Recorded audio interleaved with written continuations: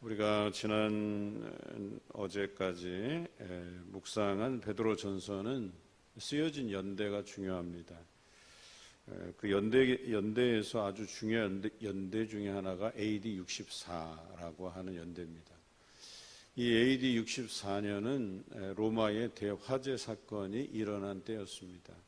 그리고 이 로마의 대화재가 일어난 이후에 이 화재의 배후로서 기독교인들이 지목되고, 이때부터 기독교인에 대한 대대적인 탄압이 이루어지고, 그 이후에 몇 년에 걸쳐서 사도들이 잡혀서 죽임을 당하는 일이 발생합니다.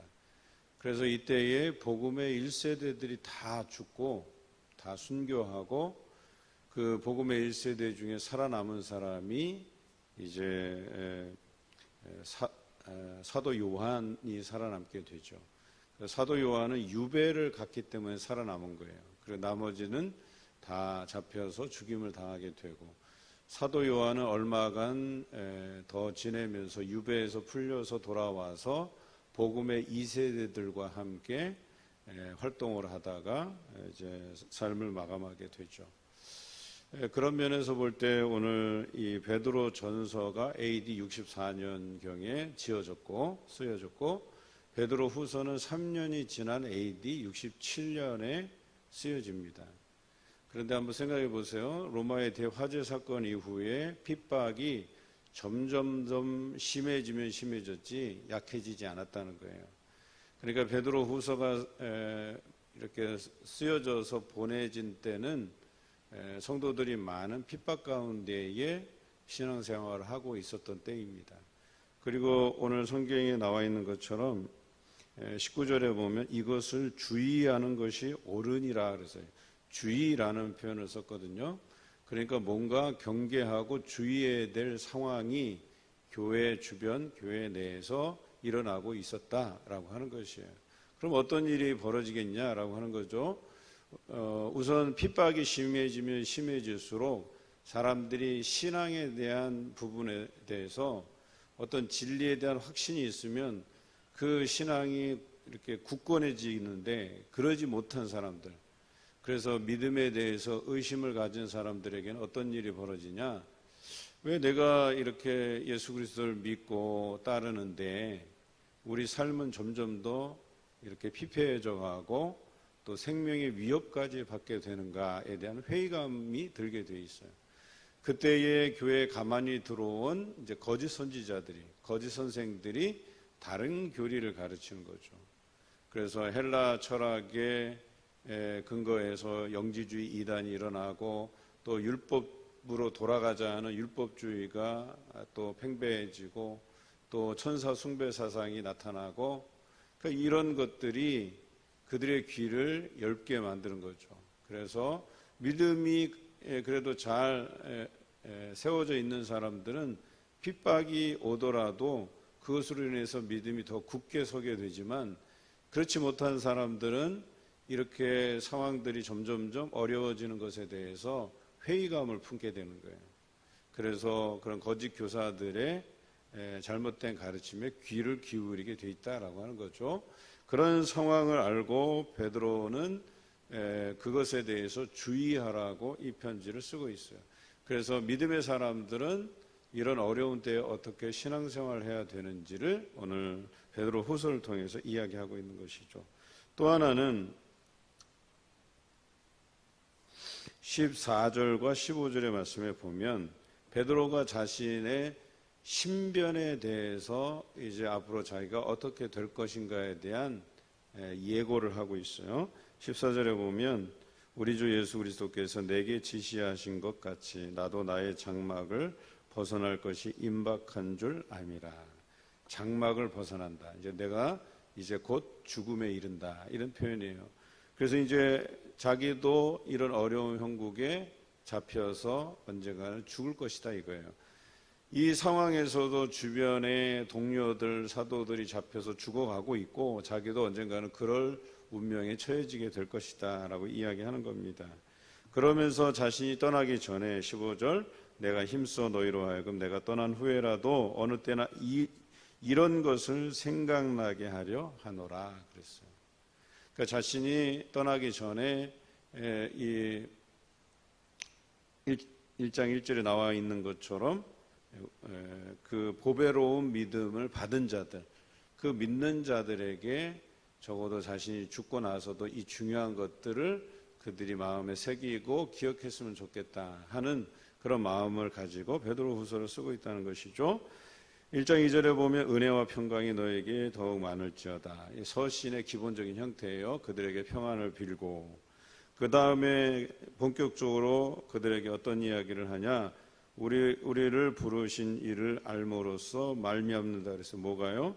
신기한 능력으로 생명과 경건에 속한 모든 것을 우리에게 주셨다 그랬어요. 이미 우리에게 진리 되신 예수님을 통해서 우리에게 신기한 능력으로 생명과 경건에 속한 모든 것을 알게 하셨다는 거예요. 우리로 하여금 믿음이 있게 하셨다라고 하는 것이죠. 그래서 우리는 그 내세에 대한 약속, 예수 그리스도께서 재림하실 것과 그 재림하실 그때에 믿는 자들이 들림을 받고 구원 얻게 될 것이라고 하는 이 보배롭고 지극히 큰 약속을 그들이 부여잡고, 적어도 이제는 하나님의 예수 그리스도의 그 신성한 성품에 참여하는 자가 되는 그런 연습을, 그런 훈련들을 계속해서 해나갈 것에 대해서 이야기하죠. 그 신성한 성품에 참여하는 일이 뭐냐? 구체적으로 나와 있죠. 믿음의 덕을 세우고, 덕의 지식을 세우고, 지식의 절제를, 절제의 인내를, 인내의 경건을, 경건의 형제우애를, 형제우애의 사랑을 더하는 이 삶을 너희가 살아갈 것을 권면하고 있다라고 하는 것이죠. 이게 성경에 보면 악덕목이 있고 이제 선한 덕목이 있어요. 그 악덕목은 피해야 될 것들이고, 또 선한 덕목들은 우리가 취해야 될 것인데 바로 이 부분이죠. 믿음, 덕, 지식, 절제, 인내, 경건, 형제우애, 사랑. 이것이 우리가 살아가면서 믿음의 공동체 안에서 실천해야 될 것들이라고 우리에게 이야기합니다. 사실은 단어 하나하나에 이 베드로가 힘을 실어서 언급한 것들이에요. 그냥 간단한 도식으로 설명한 게 아니에요. 이와 같은 삶이 우리 안에 있어야 된다라고 하는 것이죠. 10절에 보면 그러므로 형제들아 더욱 힘써 너희 부르심과 택하심을 굳게 하라. 너희가 이것을 행한즉 언제든지 실족하지 아니하리라 그랬어요. 이와 같은 선한 덕목들을, 우리에게 제시하는 선한 덕목들을 믿음의 삶 가운데 우리가 지켜가면 어떤 거짓 가르침이 들어오더라도 우리가 그것에 실족하거나 넘어가지 않고 우리가 믿음을 제대로 지킬 수가 있노라고 이야기하고 있는 것이죠. 베드로가 이와 같은 이야기를 하고 싶은 거예요. 이 남은 성도들에게 자기는 이제 얼마 후면 이제 장막을 벗을 날이 있는데 너희가 이것만큼 꼭 기억하고 믿음 생활에 실천하기를 바란다라고 쓰고 있는 것이죠. 16절에 이렇게 이야기하는 것은 너희로 하여금 교묘히 만든 이야기가 아니라는 거예요.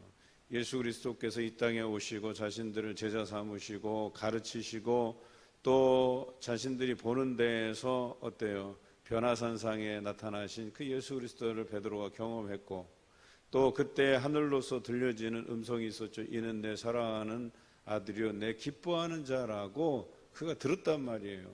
그리고 예수 그리스도의 그 승천하심을 목격했던 제자들이잖아요. 그러니까 그들이 다 경험한 것들이에요. 이것이 교묘히 꾸며낸 이야기가 아니고 이미 하늘로부터 들려진 음성, 이 예수 그리스도께서 하나님의 아들이신 것과 또 이 땅에서 다시 오실 것을 약속하시고 하늘로 승천하시는 것을 그들의 두 눈으로 확인하였기 때문에 이것은 교묘히 꾸며낸 이야기가 아니라 우리에게 약속하신 거예요. 이 약속하심을 부여잡고 그 주변의 거짓 예언자들, 선지자들, 교사들의 이야기에 기울이지 말고 이 어려운 시절에 믿음을 부여잡고 이와 같은 선한 덕목들을 지켜가면서 너희 믿음을 지킬 것이라고 이야기하는 것이죠. 20절에 이야기합니다. 성경의 모든 예언은 사사로이 풀 것이 아니라고 이야기하죠. 그런데 우리가 이제 이 성경을 묵상하면서 실수하는 게 뭐냐면, 그러니까 자기의 주관적인 해석을 자꾸 집어넣으려고 한다는 거죠. 그냥 자기 생각대로 이 성경의 뜻풀이를 해버려요. 이건 굉장히 잘못된 거죠. 사실은 성경의 전체적인 맥락을 이해하고 객관적인 해석을 덧붙여서 그 말씀을 묵상하면서 과거 그 시대에 하나님께서 그렇게 말씀하셨는데 오늘 이 시대를 살아가는 우리에게 이 말씀이 어떻게 들려지는가를 묵상해야 되는데, 그냥 그 단어의 그 의미 그냥 국어 사전적 의미로 그걸 가지고 사사로이 그냥 뜻을 풀이해서 내 신앙에 맞게 해석하는 것들은 너무나도 잘못된 것들이에요. 그러니까 평신도들이 잘못하는 것 중에 하나가 이거예요. 그래서 큐티를 한답시고 해석을 하는데, 이게 처음에는 그래요. 수준이 이 성경의 전체적인 맥락과 시대적인 배경을 이해하지 못하니까 어떻게 공부해요? 처음에 그냥 이걸 자기식대로 그냥 풀어서 해석하고 그게 영적인 해석이라고. 그런데 아주 잘못된 해석들을 하는 거죠. 시대에 맞지 않는 해석들을 하게 되고 자기 합리화에 가까운 성경의 말씀들을 풀어가는 거죠. 이제는 그것도 한계가 있으니까 어떻게 해요? 그냥 방송에 어느 목사님이 그냥 설교하는 것 잘 들어놨다가 그거 가지고 묵상하는 거예요. 그렇게 해서 큐티가 되는 게 아니에요. 말씀이라고 하는 것은. 우리가 이제 여기 요한계시록까지 다 올해 안으로 마치게 되는데, 우리가 11월 달 계획 중에 하나는 생명의 말씀사에서 큐티 사역을 전담하는 분을 초빙해서 이제 큐티가 어떤 건지에 대해서 여러분들과 함께 나눌 시간들을 가질 거예요. 그리고 내년부터는 동일하게 우리가 새벽에 이렇게 말씀을 진행하지만 여러분들은 그 큐티 방법을 잘 익혀서 그 책 이렇게 범위 나가고 또 그걸 인터넷으로도 미리미리 볼 수 있게 돼 있거든요. 들어가서 여러분들이 내일은 이 본문을 하는구나. 그럼 그 본문 들어가서 배운 방식대로 내가 묵상하고, 그리고 그 묵상한 것들을 또 말씀을 통해서 새벽 기도회 때 또 듣고, 또 들은 말씀을 또 하루 온종일 여러분들이 되새김질하면서 반추라고요. 반추하면서 그 말씀들을 묵상해 가시면 도움이 될 거다 하는 생각이 들어요. 물론 우리가 한 장씩 하는 것도 좋긴 한데 이 한 장씩 하는 게 시간적인 부분이 많이 이제 소요가 돼야 돼요. 사실 이 한 장을 여러분들이 제대로 이해하기 위해서는 뭐 20여 분 남짓 하는 이 정도 시간으로 이해하기는 쉽지가 않아요. 이제 앞으로는 생명의 말씀사를 가지고 다시 처음부터 시작하겠지만 아마 이렇게 한 장 분량이 아닌 아마 적은 분량으로 조금 집중해서 말씀에 대한 해설들을 듣고 또 여러분들이 익힌 큐티 방식으로 또 여러분의 삶의 터전에서 말씀을 묵상하게 될 거예요. 근데 중요한 것은 성경을 사사로이 해석하고 풀어서는 안 된다는 거예요. 그래서 여러분들이 성경 아카데미를 듣는 이유가 성경 아카데미를 통해서 성경의 전체적인 맥을 잡는 거예요. 맥락을 이해해야 돼요. 시대를 이해해야 되고 그 시대에 들려졌던 말씀이 오늘날 우리 시대에 어떻게 들려지는지를 우리가 곰곰이 듣고 그것을 해석해야 된다고 하는 것이죠. 21절에 예언은 언제든지 사람의 뜻으로 낸 것이 아니요. 이게 중요한 거예요. 여러분 스스로 자기적인 해석을 붙여버리면 사람이 해석하는 뜻이 되지만 여기서 말하는 예언은 성령의 감동하심을 받은 사람들이 하나님께 받아 말한 것이다. 이게 중요한 거거든요. 저도 말씀을 묵상하면서 이것을 사사로이 그냥 제 생각대로 해석해서 전달한다면 잘못되는 거예요. 우리가 배운 대로 또 배운 것이 부족하면 참고도서를 더 읽고 그 시대에 어떻게 이 말씀이 들려졌고 오늘 시대에는 어떻게 우리에게 이게 들려지는지를 우리가 묵상해야 된다는 거죠. 여러분 이 베드로후서는 시대가 악한 그리고 그들이 믿는 것 때문에 핍박당하는 그런 상황 속에서 베드로가 자기의 떠날 날이 가까움을 알고 이 믿는 자들에게 당부하는 거예요. 믿는 자들에게 너희가 믿음으로 받은 약속, 예수님의 재림, 또 그날에 우리가 들림받고 구원받을 수 있는 그 약속을 부여잡고 이런 선한 덕목들을 지켜가면서 믿음을 지킬 것에 대해서 이야기하는 거예요. 뭐 더한 말이 더 있겠어요? 왜냐하면 이런 시대에는 믿음을 배반하고 돌아서는 그런 시대거든요. 못 견뎌서 자기가 생명을 담보로 해서 이 믿음을 지켜야 되는가에 대한 회의감을 가지고 거짓 교사들의 꾀임에 빠져서 믿음을 버리는 그런 시대거든요. 그런데 그런 시대에 믿음을 부여잡고 선한 덕목을 지키면서 끝까지 예수님께서 우리에게 약속하신 그 재림의 때를 기다리면서 믿음을 지키라고 권면하는 겁니다. 여러분, 코로나로 인해서 얼마나 많은 사람들이 교회를 떠났는지 기억하시죠? 지금 교회들이 평균적으로 한 50%에서 70% 사이 인원들이 회복됐다고 이렇게 통계적으로 나와요. 그러면 30%는 다 어디 간 거예요, 그냥. 그러니까 전부 다 신앙이 게을러졌거나 믿음을 놓아버렸거나 이참에 잘 됐지, 코로나 핑계대고 그냥